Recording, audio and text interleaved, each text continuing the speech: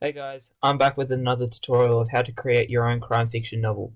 The two crime fiction texts I've chosen are Homage and Ruth Rendell's The Best Man to Die. These two texts are part of the crime fiction genre. People like crime fiction because it's more immersive than the other genres and it creates suspense. Plot structure includes the sequence of events in the story. Exposition is the beginning of the story where characters and setting are introduced. In Homage, the exposition is when the assassin identifies herself as an assassin by giving hints to her occupation, whereas in The Best Man to Die, the exposition is at a box party identifying the victim, suspects, where and when the novel is based, and the protagonist. Rising action is where the main character faces a series of conflict. In Homage, this is shown when she commits the murder and the process she went through to make sure she wouldn't be caught.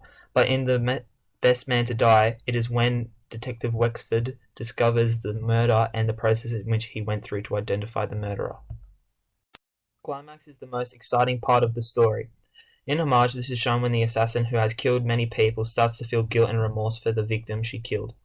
In The Best Man to Die, climax is shown when a freak car accident links up with the murder, making Detective Wexford realize that this murder was something more than an ordinary murder. Falling action are the events leading to the end of the story. In Homage, the falling action is the last moments of her guilt, whereas for The Best Man to Die, it is when the clues begin to fall into place and the suspects get narrowed down. The resolution is the end of the story. In Homage, it is when the assassin kills herself, but in The Best Man to Die, the resolution is when they discover the murderer. Setting is extremely important in the making of a crime fiction novel. The effect of the quote in Homage is that it creates an image in the reader's head. The Best Man to Die also explores setting, but in a different way. Visual imagery is also used in setting to paint a vivid image and immersive scene. The language technique used is a metaphor. The effect is that it is exaggerating the river's beauty. Development of character is the change a certain character goes through throughout the story. The assassin in Homage has been trained to kill, but as she kills this one person, she suddenly changes her thought on what she does.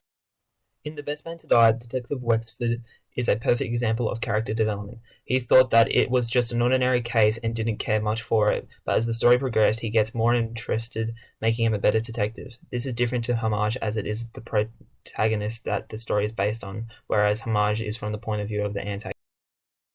Crime fiction conventions are the building blocks of a crime fiction novel. There are many crime fiction conventions, but the ones I'm focusing on are clues and red herring.